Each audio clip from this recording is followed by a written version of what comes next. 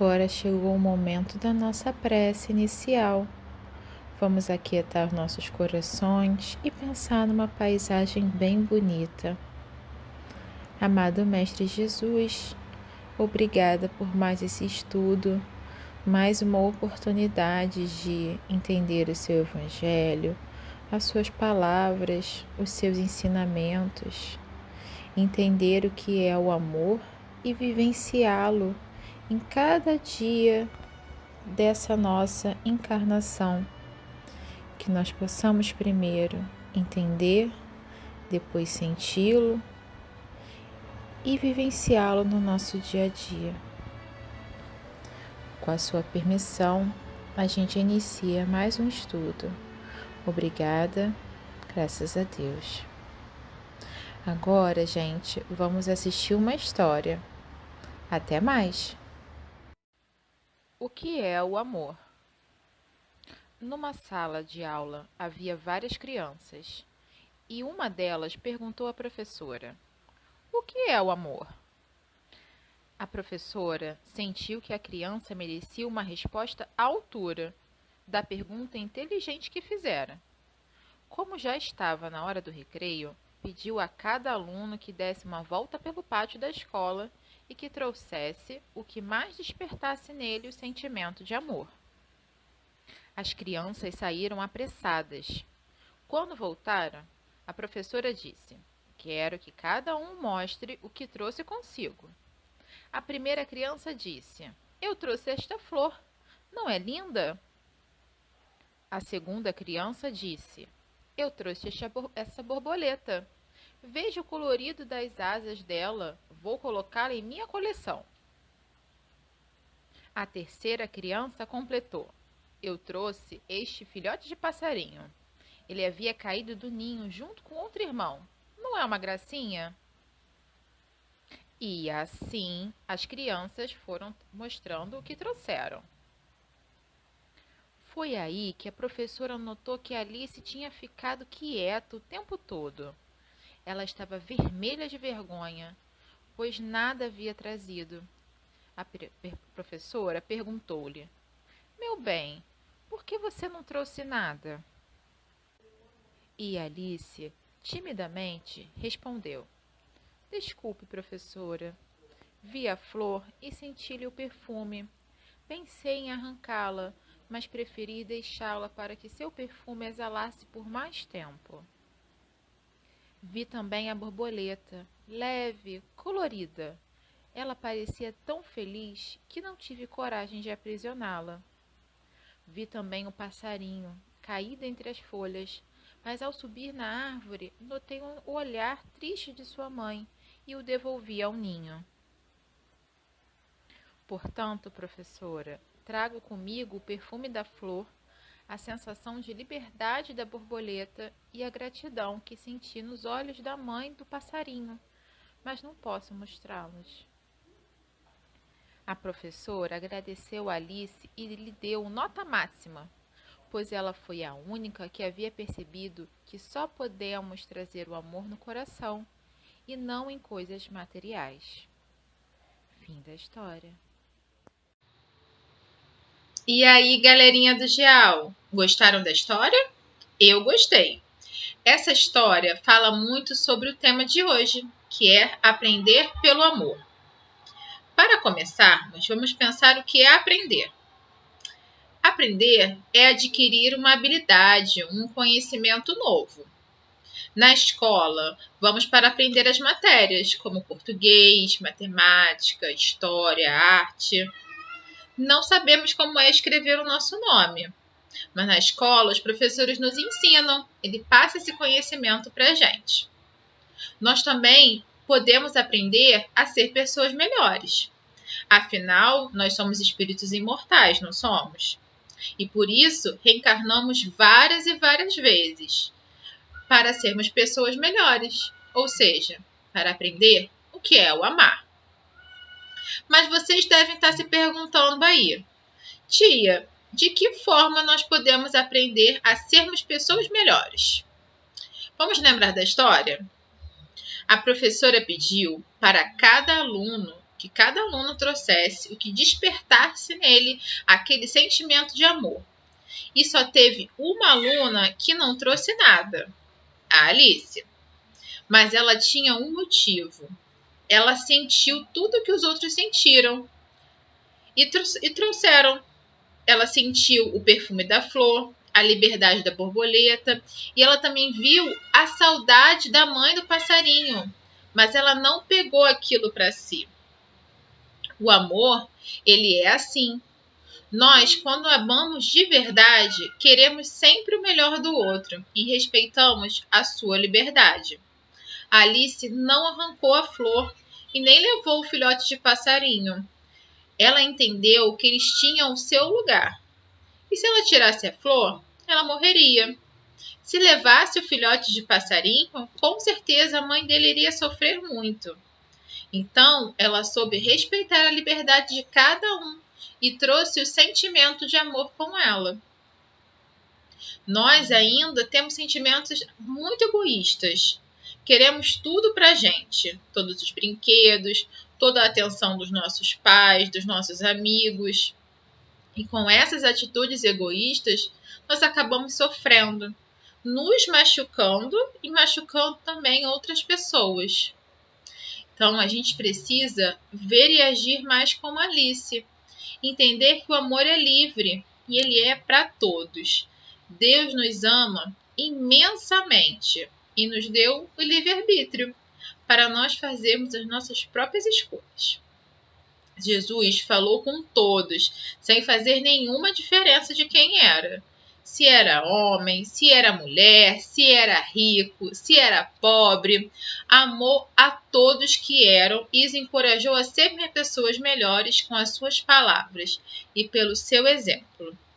Então, gente, vamos amar a todos, entendendo que cada um é diferente e sente e demonstra o seu amor de forma diferente também.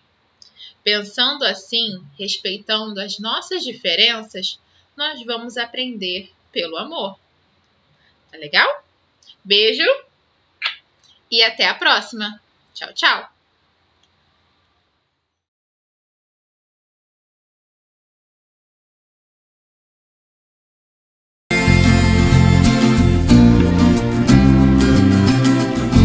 Amar ao próximo como a si mesmo.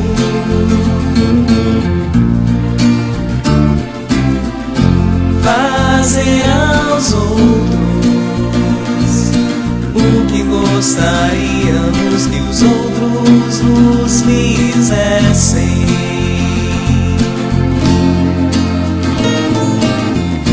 A medida de amar é amar sem medida, olhar outra pessoa com os olhos do coração.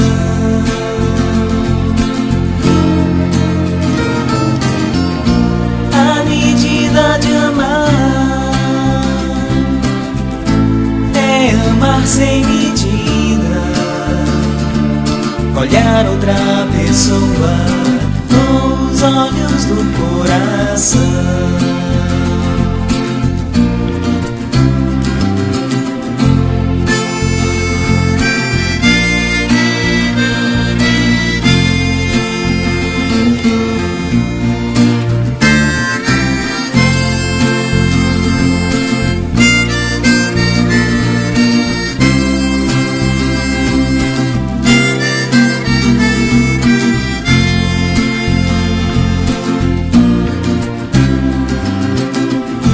Qual o segredo da felicidade?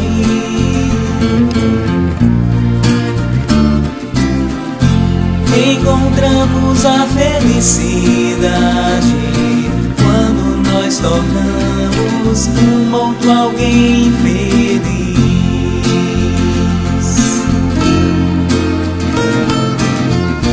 A medida de amar é amar sem medida, olhar outra pessoa com os olhos do coração.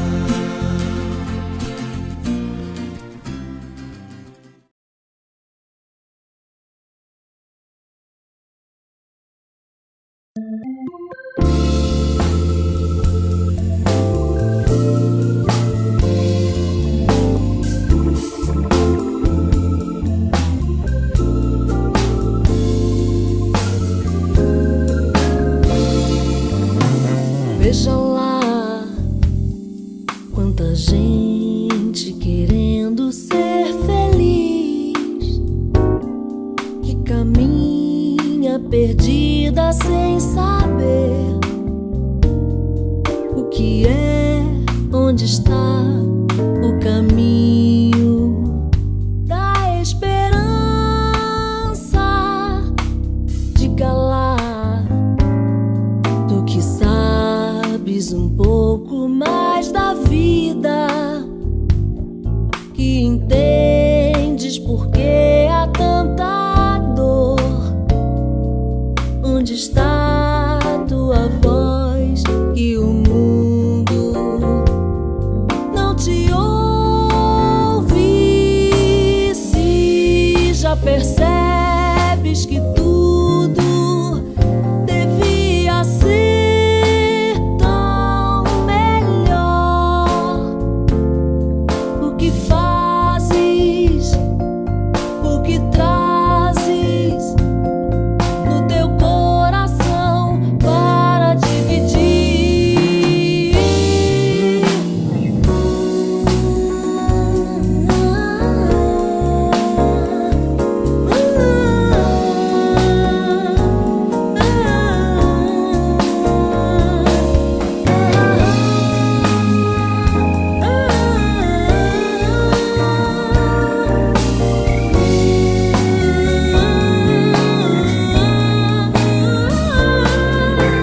Diga lá, tu que sabes um pouco mais da vida, que entendes por que há tanta dor.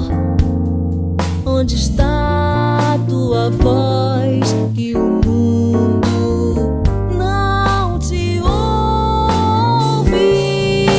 Se já percebes que tudo devia ser tão melhor, o que fazes, o que trazes no teu coração para dividir? O que fazes, o que trazes no teu coração para dividir?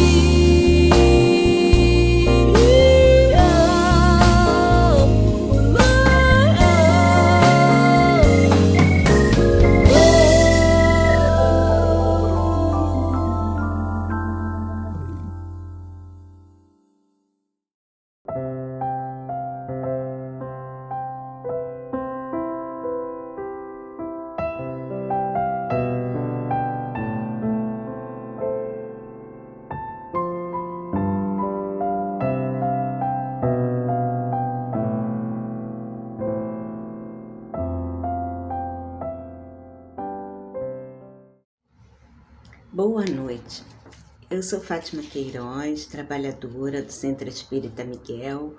Estou aqui para dar as boas-vindas a todos que nos assistem e para apresentar a exposição da noite de hoje, que será feita pela nossa companheira da casa, Kátia Mondaini.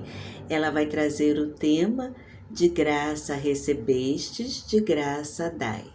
Então, ela com certeza nos trará boas reflexões a respeito dessa temática, que envolve, né, o nosso dia a dia, né, e traz para a gente assim, a necessidade de refletir, né, sobre o que fazemos, com o que nos chega.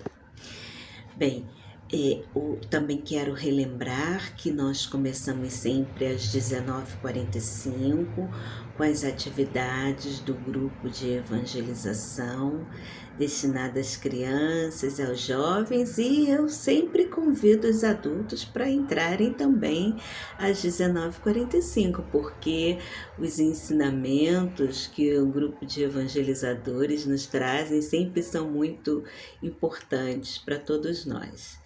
Então, mais uma vez, relembramos que podem acessar aqui o link do nosso jornalzinho para que estejam sempre a par das novidades relacionadas ao centro e também de mensagens edificantes e outras informações. Uma boa noite a todos, fiquemos em paz, que Jesus esteja sempre conosco.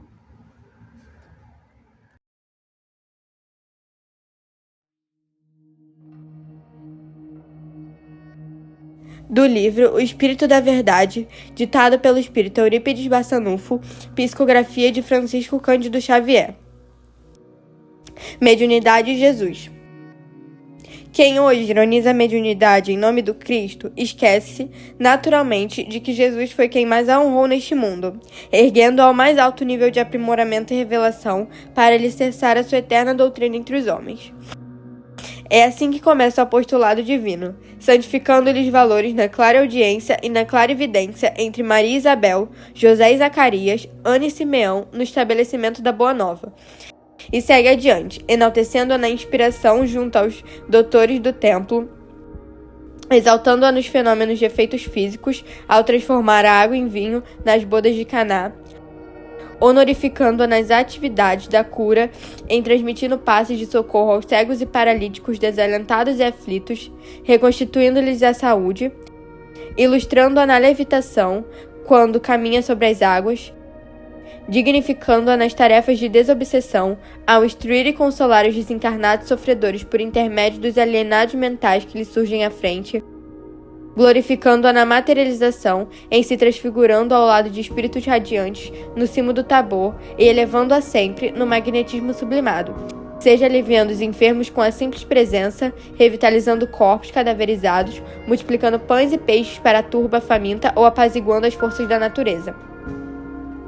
E, confirmando o intercâmbio entre os vivos da terra e os vivos da eternidade, reaparece, ele mesmo, ante os discípulos espantados, traçando planos de redenção que culminam no dia de Pentecostes, o momento inesquecível do Evangelho, quando os seus mensageiros convertem os apóstolos em médios falantes na praça pública para esclarecimento do povo necessitado de luz. Como é fácil de observar, a mediunidade como recurso espiritual de sintonia não se confunde com a doutrina espírita que expressa atualmente o cristianismo redivivo, mas, sempre que enobrecia pela honestidade e pela fé, pela educação e pela virtude, é o veículo respeitável da convicção na sobrevivência. Assim, pois, não nos agastemos contra aqueles que a perseguem através do achincalhe, tristes negadores da realidade cristã, ainda mesmo quando se escondam sob os veneráveis distintivos da autoridade humana, porquanto os talentos medianímicos estiveram incessantemente nas mãos de Jesus, o nosso divino mestre, que deve ser considerado por todos nós como sendo excelso médium de Deus.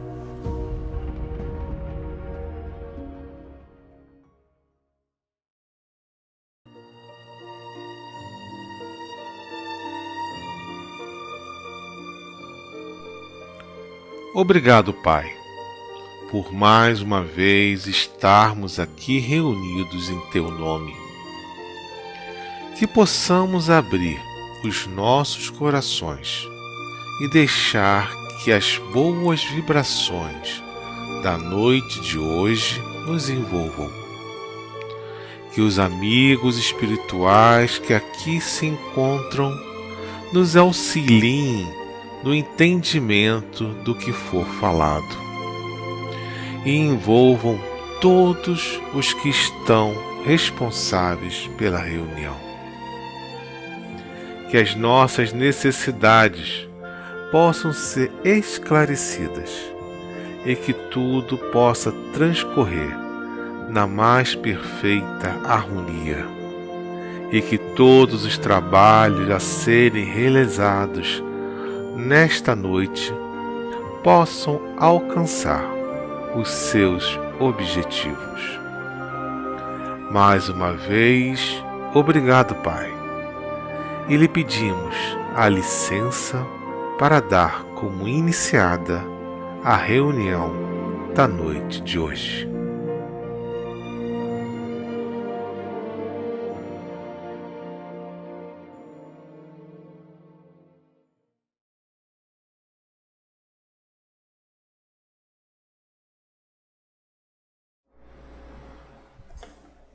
Boa noite para todos vocês. Que Jesus envolva todos os lares, levando muito amor, muita paz, serenidade e harmonia para todos os nossos companheiros que estão nos acompanhando aqui no Centro Espírita Miguel Oficial pelo canal do YouTube. Me apresentando, sou Kátia Mondaini, uma trabalhadora da casa. Vou fazer uma breve audiodescrição. Eu tenho os cabelos claros até a altura do pescoço. Sou de pele branca, uso óculos, trajando uma blusa no tom roxo e atrás de mim uma parede branca. Agora que estamos devidamente apresentados, hoje eu vim trazer mais um tema do nosso Evangelho segundo o Espiritismo de Allan Kardec. E hoje nós teremos o capítulo 26. Dai gratuitamente o que gratuitamente recebeste. Então, nesse capítulo, ele abrange o subtítulo de Dom de Curar, Preces Pagas, Mercadores expulsos do templo e mediunidade gratuita. Então, à medida que nós vamos ouvindo o texto, né, eu vou trazendo algumas reflexões. Então, vamos pensar. Dom de curar. No Evangelho ele diz assim: restituí a saúde aos doentes, ressuscitai os mortos, curai os leprosos, expulsai os demônios, dai gratuitamente o que gratuitamente haveis recebido. Quem trouxe foi São Mateus, no capítulo 10 e o versículo é 8. E no item 2 do Evangelho ele diz assim: dai gratuitamente o que gratuitamente haveis recebido. Diz Jesus a seus discípulos. Com essa recomendação, prescreve que ninguém se faça pagar daquilo por que nada pagou. Ora, o que eles haviam recebido gratuitamente era a faculdade de curar os doentes e de expulsar os demônios, isto é, os maus espíritos. Esse dom lhes dera Deus gratuitamente, para alívio dos que sofrem, e como meio de propagação da fé, Jesus, pois, recomendava-lhes que não fizessem dele objeto de comércio, nem de especulação, nem meio de vida. Bom, eu fui fazer nas minhas pesquisas, né? Então, Jesus, ele tinha 12 apóstolos. Eram eles Simão, chamado de Pedro, André, irmão de Simão, Tiago, filho de Zebedeu, João, irmão de Tiago, Felipe, Bartolomeu, Tomé, Mateus, Tiago, filho de Alfeu, Tadeu, Simão e Judas Iscariotes. Em dado momento, chamando-os, Jesus os chamou e deu-lhes o poder para afastar os maus espíritos e curar qualquer doença ou enfermidade. É claro que, de acordo com os postulados espíritas, nós podemos deduzir que, na realidade, Jesus apenas estimulou os seus discípulos uma faculdade, os dons que eram os dons mediúnicos, que eles já traziam em estado latente. E aí Jesus, então, deu-lhes as seguintes instruções: anunciem, espalhem, digam que o caminho de Deus está perto. Ressuscitai os mortos, purificai os leprosos, expulsai os maus espíritos, curai os doentes, curar os mais diversos tipos de males, tanto os físicos como os espirituais também. Dai de graça o que de graça recebestes. Né? Jesus, então, ele orienta que ninguém deve cobrar por aquilo que não pagou. E nenhum deles pagou para ter mediunidade. Jesus ensinou aos seus discípulos o serviço desinteressado a Deus e pediu que eles espalhassem isso entre aqueles que os cercavam. Mais adiante no Evangelho, ele dizia assim, ele colocou assim,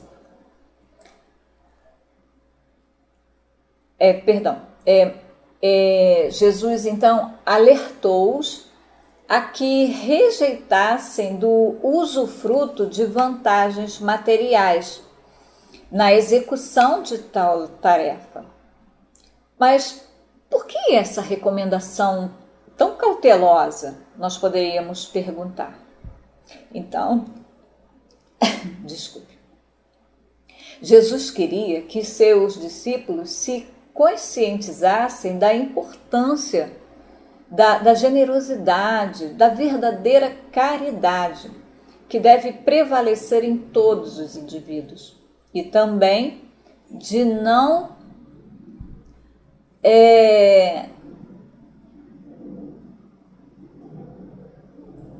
buscarem motivações interesseiras, né, na ajuda ao próximo. Somente assim é que eles seriam dignos do bem que estariam praticando em relação à mediunidade, né? A mediunidade, quando ela é conduzida de forma abnegada, né, como bênção, e com amor, né, com zelo, com todo cuidado, a mediunidade trata-se de um valioso instrumento de disseminação do bem, né? Espalha o bem. E na associação com a benevolência e a generosidade, Kardec define da seguinte forma: a mediunidade se prende a uma disposição orgânica, da qual todo homem pode estar dotado, como a de ver, ouvir e de falar. A mediunidade ela é dada sem distinção, a fim de que os espíritos possam levar a luz em todas as fileiras, em todas as classes da sociedade, ao pobre como ao rico, aos sábios para os fortalecer no bem, aos viciosos para os corrigir. Então, a mediunidade ela é uma oportunidade, como ele diz, para todos nós. Você pode ver, então, que uma pessoa de má índole, ela pode também ter mediunidade. A questão, justamente como ele diz aqui, para buscar corrigir. O mau uso dessa mediunidade faz com que ele perca esse dom, ele perca essa disposição para isso. E aí, ao invés de ter os bons espíritos, né, ao próximo a ele, quando ele não exerce dessa forma, né, buscando a correção, os bons espíritos acabam se afastando. Então a gente pode perceber como é que Deus atua conosco através da mediunidade. E aí nós ficamos à mercê dos espíritos zombeteiros, dos galhofeiros. Olha como nós temos que ter atenção, né? Continuando Kardec, ele diz que a mediunidade ela não implica necessariamente intercâmbio habitual com os espíritos superiores. É simplesmente uma aptidão para servir de instrumentos mais ou menos flexível aos espíritos em geral. O bom médium não é, pois, aquele que comunica facilmente, mas aquele que é simpático aos bons espíritos. E aí, é claro, né, não é assistido senão por eles, né? Os bons espíritos estão sempre trabalhando, dando auxílio, ajudando, e a gente cair na graça, né, na simpatia dos bons espíritos para praticar o bem através da mediunidade, olha que maravilha. Kardec complementa assim: é neste sentido somente que a excelência das qualidades morais tem tanto poder sobre a mediunidade. Essa passagem que eu fiz a leitura, ela se encontra no Livro dos Espíritos, tá? No Livro dos Médiuns, no capítulo 24, o item 12, ok? Então, na realidade, trata-se de uma habilidade profunda e complexa. E o surgimento em uma pessoa não depende da idade, do sexo, nem da condição social ou filiação religiosa. Então, para vocês terem uma ideia, em todas as religiões podem haver médiuns que nem se encontram, nem se identificam como médiuns, né? Mas que têm a mediunidade. Visto aí algumas falas, né? Revelação, tive uma revelação, falei com o Espírito Santo, né? E outras. Essa aptidão, ela permite ao indivíduo encarnado registrar vibrações que não podem ser captados por nenhum dos 5 sentidos, né? Bem como servir de instrumento mais ou menos flexível aos habitantes do mundo espiritual. Continua no livro dos médiuns que a faculdade medianímica prende-se ao organismo. Ela é independente das qualidades morais do médium e é encontrada nos mais dignos como nos menos dignos, ou digo, mais indignos. Então, a faculdade mediúnica é um dom de Deus, como todas as outras faculdades que se pode empregar para o bem, tanto para o bem, né, na realidade, como para o mal, e da qual se pode abusar. A mediunidade tem o objetivo de colocar em comunicação direta com as almas daqueles que viveram, a fim de receber seus ensinamentos e nos iniciar na vida futura. Como a vista nos põe em comunicação com o mundo visível, a mediunidade nos coloca em comunicação com o mundo invisível. E quantas mensagens, né, edificantes nós recebemos dos amigos espirituais que sempre nos orientam, trazendo um acalento, uma palavra de esperança, de força, de fé. Isso é tão bom, é tão reconfortante, né? Então, aquele que dela se serve com fim útil para seu propósito, seu próprio adiantamento e o de seus semelhantes, cumpre uma verdadeira missão, da qual terá a recompensa. Aquele, né,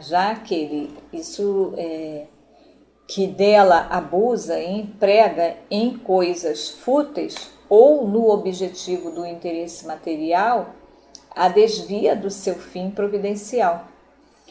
Supondo disso, cedo ou tarde, as consequências como aquele que faz mau uso de uma faculdade qualquer. Nós encontramos esse trecho no livro O que é o Espiritismo, no capítulo 2, item 88, ok?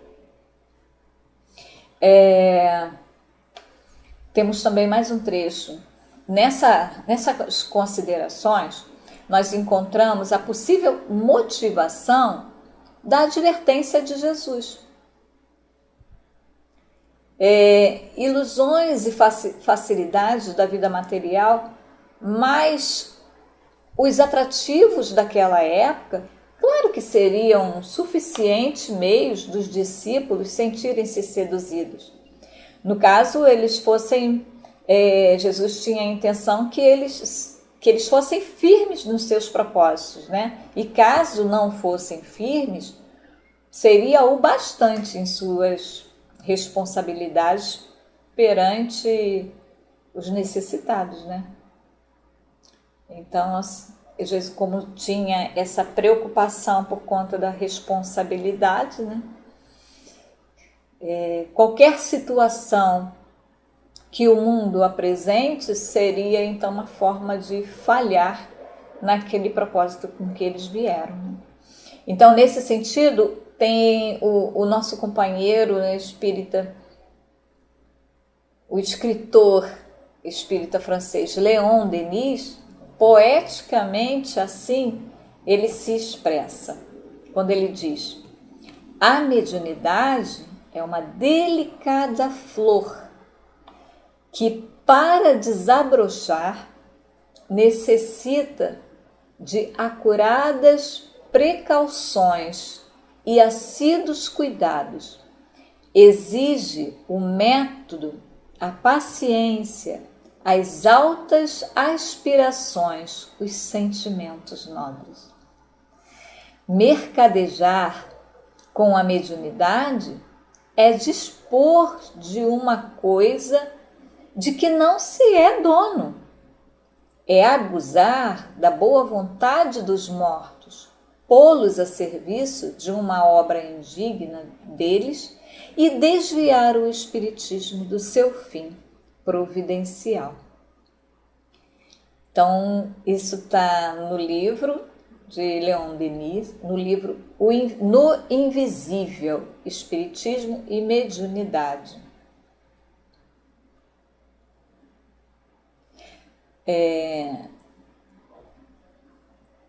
No Evangelho, mais à frente, nós temos assim: preces pagas.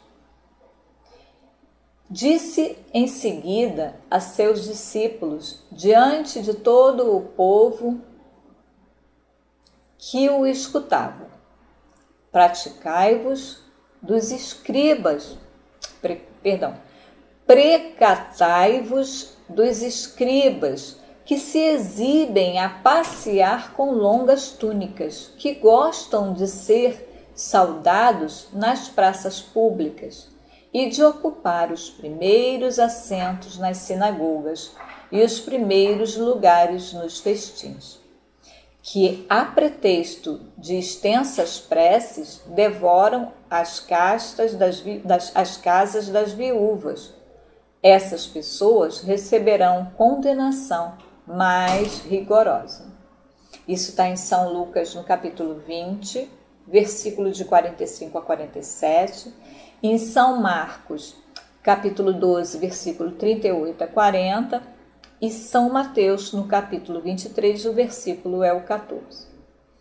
Mais adiante ele diz assim, disse também Jesus: não façais que vos paguem as vossas preces, não façais como os escribas, que a pretexto de longas preces devoram as casas das viúvas, isto é, abocanham as fortunas. A prece é ato de caridade, é um arroubo do coração. Cobrar alguém que se dirige a Deus por outrem é transformar-se em intermediário assalariado.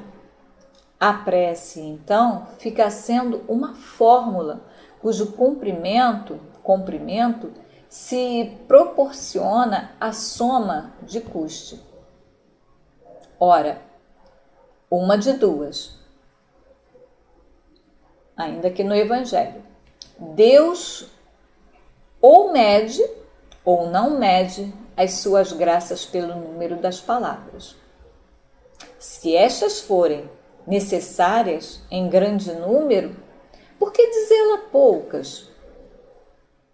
Ou quase nenhumas por aquele que não pode pagar? É falta de caridade. Se uma só basta, é inútil dizê-la em excesso. Por que então cobrá-las? É prevaricação. Então, Jesus orienta a seus discípulos que não cobrem suas preces. A prece, ela é um ato de caridade. É um impulso que vem do coração.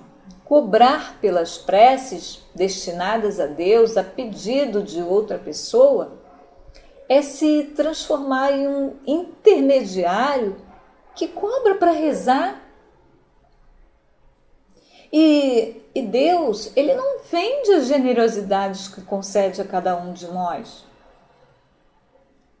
Deus não cobra nenhum dinheiro pelos seus atos de misericórdia, pelas suas bondades ou por sua justiça. Não, Deus não atribui a ninguém o direito de colocar um preço a qualquer um de seus atos de amor.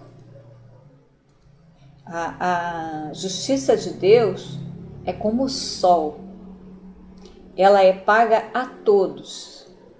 Ela é para todos, perdão. Tanto para os pobres quanto para os ricos. Aqui no Evangelho ainda tem assim, a razão, o bom senso e a lógica dizem ser impossível que Deus, a perfeição absoluta, delegue à criatura imperfeitas o direito de estabelecer preço para a sua justiça. A justiça de Deus, ela é como o sol, como eu falei anteriormente. Existe para todos, pobres e ricos, pois que se considera imortal traficar com as graças de um soberano na terra. Poder-se-á ter por lícito o comércio com as do soberano do universo? Aqui no Evangelho, né? Então, da mesma forma que é imoral, da mesma forma que é imoral fazer negócios fraudulentos, claro que também é imoral negociar as graças que podem vir de Deus, nosso Pai. Além disso, né, aquele que compra uma prece, na maioria das vezes, acredita que não precisa orar, porque já pagou por ela. E vamos pensar aqui, se oração é o que nos liga a Deus, se eu não oro, qual é a ligação que eu vou ter com Ele? Se eu pagar, eu não vou ter essa preocupação, já está pago. É algo que a gente, né, precisa realmente pensar. Contudo, os bons espíritos, eles são tocados pelo fervor do bom pensamento daquele que faz a prece com sinceridade. E ainda assim, outro inconveniente apresentam as preces pagas. É que aqueles que a compram se julga, as mais das vezes, dispensado de orar ele próprio, porquanto se considera quite, desde que deu o seu dinheiro. Sabe-se que os espíritos se sentem tocados pelo favor de quem por eles se interessa. E aí, qual pode ser o fervor daquele que comete a terceiro o encargo de por ele orar mediante paga. Qual o fervor desse terceiro quando dela o seu mandato a outro?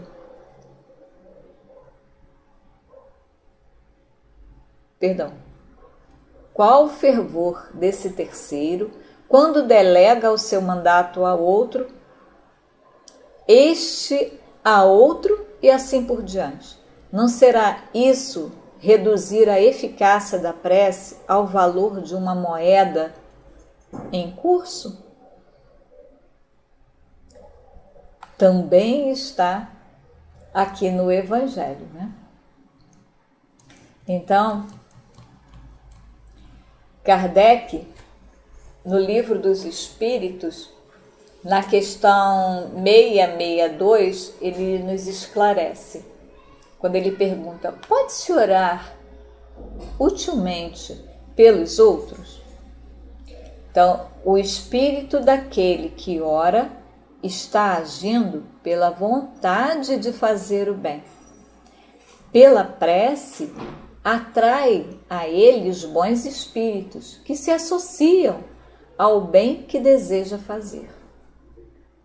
Possuímos em nós mesmos, pelo pensamento e a vontade, um poder de ação que se estende muito além dos limites da nossa esfera corpórea. A prece, por outro lado, é um ato dessa vontade. Se for ardente e sincera, pode chamar os bons espíritos em auxílio daquele por quem pedimos, a fim de lhes sugerirem bons pensamentos e lhe darem a força necessária para o corpo e a alma. Mas, ainda nesse caso, a prece do coração é tudo e a dos lábios não é nada. Então, nós estamos vendo aqui, né, uma fala encontrada, né, trazida por Kardec. E um outro inconveniente também das preces pagas é que as pessoas, a pessoa que paga, ela se sente desobrigado de orar pelos outros. Por quê? Porque ela confia muito mais nas orações do outro, daquele que vai orar em si mesmo. Quer dizer, ela confia mais no outro do que em si. Ele muitas das vezes, ele não se sente, na realidade, nem filho de Deus. Então, o que nós podemos também, nesses casos, fazer para auxiliar esses companheiros que nos pedem para rezar por eles? Nós podemos estender as mãos e dizer: companheiro, eu oro contigo, vamos, confie, tenha fé. Porque como eu ouvi hoje num estudo, todos nós temos a fé dentro de nós. Nós necessitamos exercê-la. Então, a prece é uma forma de exercer a fé. É uma forma de nos ligar a Deus. Porque tem um ditado que diz: eu, sem Deus, não sou nada. Deus, sem mim, Ele é tudo. Continua sendo Deus. Então é algo para a gente refletir. Então vamos oferecer uma ajuda aos nossos companheiros, convidando-os a orar, convidando para ir à casa espírita, para ouvir um estudo. Todos os estudos têm sempre prece inicial e final. A convidá-lo também, e orientá-lo ao Evangelho no lar, porque você abrir as portas para que Jesus possa entrar, para que os bons espíritos estejam ali presentes te auxiliando. Isso tudo a gente não precisa pagar, desde que a gente tenha boa vontade. Então nós temos como auxiliar esses companheiros que têm dificuldade. E sempre lembrando, nós não necessitamos nem muito obrigado. Mas com certeza, quando esses companheiros perceberem a importância das preces, serão eternamente gratos. Continuando no Evangelho, tem os mercadores expulsos do templo, lá no item 5. E ele vem dizendo assim, vou ler um trechinho aqui, esse pedacinho. Eles vieram em seguida a Jerusalém. E Jesus, entrando no templo, começou por expulsar dali os que vendiam e compravam. Derribou as mesas dos cambistas e os bancos dos que se vendiam pombos. E não permitiu que alguém transportasse qualquer utensílio do templo. Ao mesmo tempo, os instruía dizendo: não está escrito, minha casa será chamada casa de oração por todas as nações? Entretanto, fizeste dela um covil de ladrões. Os príncipes dos sacerdotes, ouvindo isso, procuravam meios de os perderem, pois o temiam, visto que todo o povo era tomado de admiração pela sua doutrina. Quem trouxe foi São Mateus, no capítulo 11, versículo 15 a 18, São Mateus, no capítulo 21, versículo 12 e 13. E lá no item 6, também tem um trechinho que diz assim, ó, Jesus expulsou do templo os mercadores, condenou assim o tráfico das coisas santas sobre qualquer forma.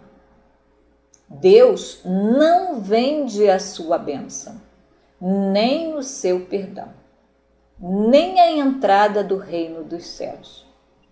Não tem, pois, o homem o direito de lhes estipular preço. O templo era um local onde as pessoas deveriam frequentar para se ligar a Deus. Jesus encontrou a violação do local e, claro, indignado por não respeitarem a casa de Deus, expulsou os vendedores e os compradores que estavam no templo fazendo o comércio, o que era extremamente errado naquele lugar. O templo, ele deveria ser um local de comunhão com Deus e com os bons espíritos. Não se deve exercer qualquer outra atividade que não seja ligada a Deus.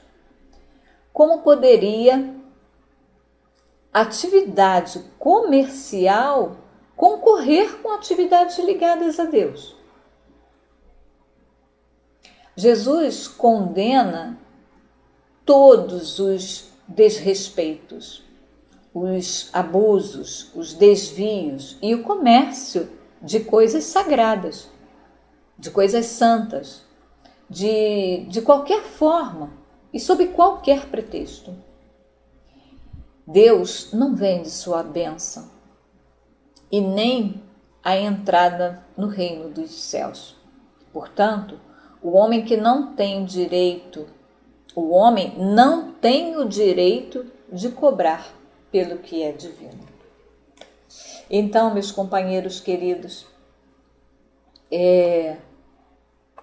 nós podemos então perceber que se temos a mediunidade,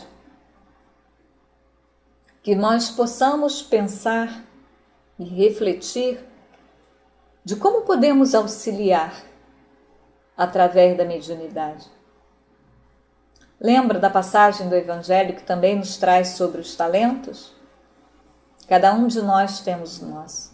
Então que a gente também não esconda esses talentos e que nem cobre por ele.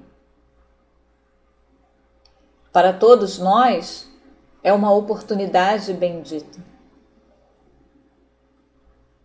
Então, se temos a graça de tê-la, vamos exercê-la com amor, com caridade, com perseverança, com fé, para auxílio daquele que necessita, em auxílio também de nós mesmos.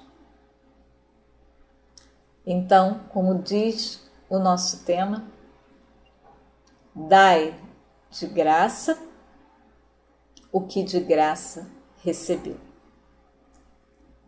Muito obrigada pela oportunidade. Tomara que eu tenha conseguido ter trazido boas reflexões para todos nós. Uma boa noite a todos. Que a paz de Jesus continue envolvendo a cada um de vocês para que possamos ter uma semana de muita paz, de muita luz. Assim seja. Graças a Deus.